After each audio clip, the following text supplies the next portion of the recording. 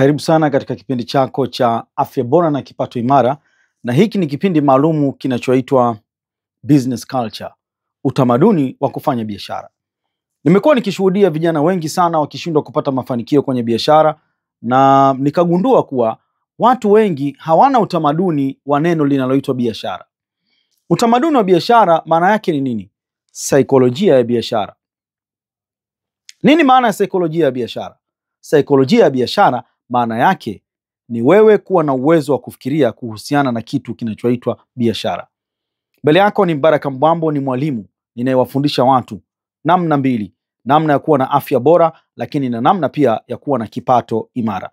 Hichi ni kipindi maalum ambacho kinakufundisha saikolojia ya biashara. Leo tutaangalia mental engineering loop.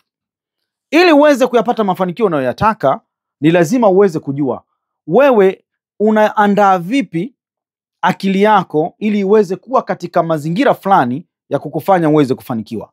Hii ni loop ambayo inahusisha ABC, ambayo ni time plus goals plus action. Loop hii inakuwa katika mduara ABC: time, action, goals. Muda, unachokifanya pamoja na malengo uliokuwa nayo. Sasa watu wengi hawawezi kufanikiwa kwa sababu hawajui namna ya kuweza kufanya engineering ya ubongo wao, ya akili yao, ili waweze kuiandaa akili iweze kufanikiwa. Kipengele cha kwanza kinasema where am I going? Wewe unaenda wapi? Vijana wengi wanafeli katika ulimwengu wa mafanikio kwa sababu gani? Inaitwa immature knowledge for success. Hawana elimu au uwezo uliopevuka kufanikiwa, kwa sababu vijana wengi wanatashwishi, wanashamata, yani wana mlipuko wa hisia, wanataka bup bapu, mtu akifanya kitu chake basi apate matokeo hapo hapo. Hicho kitu kama kijana kiondoe kama unataka kuyapata mafanikio ya biashara.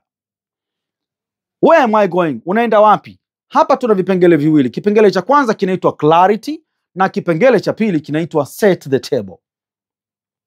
Clarity ni ule uhalisia wa wazi kabisa, unataka nini?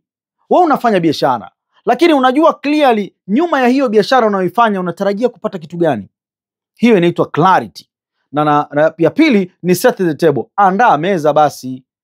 Kama vile unavyotaka kula chakula, unatakiwa uandae machungwa, kama ni maji ya kunawa, sahani ya kuwekea chakula na vitu vingine. Sasa kwenye mafanikio pia ni lazima uandae meza yako ya kufanikiwa, ambayo ina menu maalum kwamba unahitaji kitu gani na kitu gani ukiweza kukila ili upate mafanikio unayoyataka.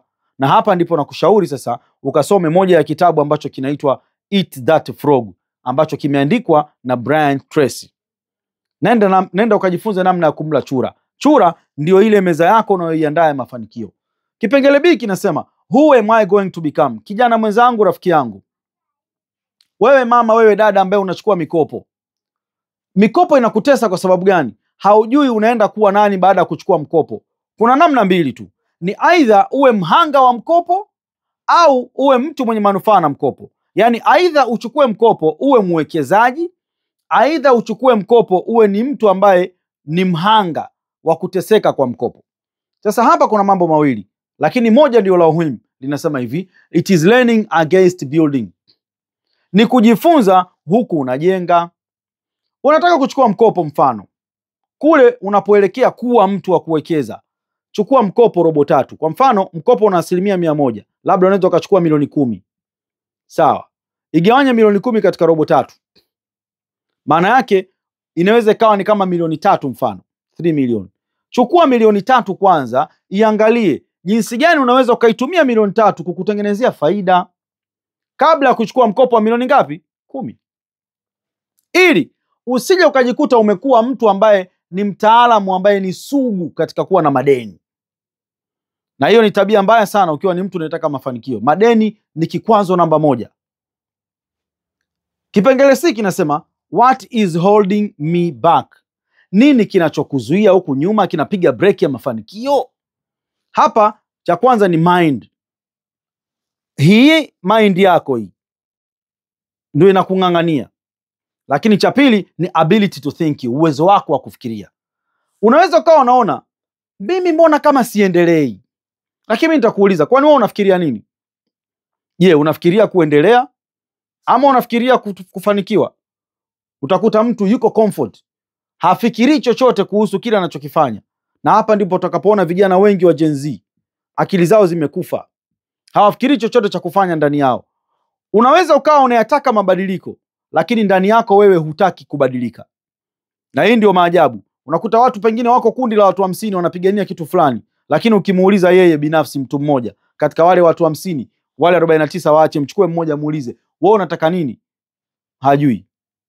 Alikuwa anafuata nini? Mkumbo. Kwa hiyo hapa unajikuta wewe unateseka na mafanikio kwa sababu ya uwezo wako wa kufikiria ni mbovu. Poor thinking making people poor. Uwezo mbovu wa kufikiria unakufanya kuwa maskini. Kipengele cha mwisho kinasema hivi, am I real or fake? Je, wewe unayeona video hii sasa hivi, wewe ni asilia, ni wa asili, yani ni wa uhakika wa ukweli, ama ni feki? Unajijua vipi kama ni asili au ni feki? Je, sasa hivi hapa umepata milioni 10. Hii milioni 10 unaifanyia nini? Angalia katika kichwa chako hapo, ninavyosema milioni 10 umewaza nini?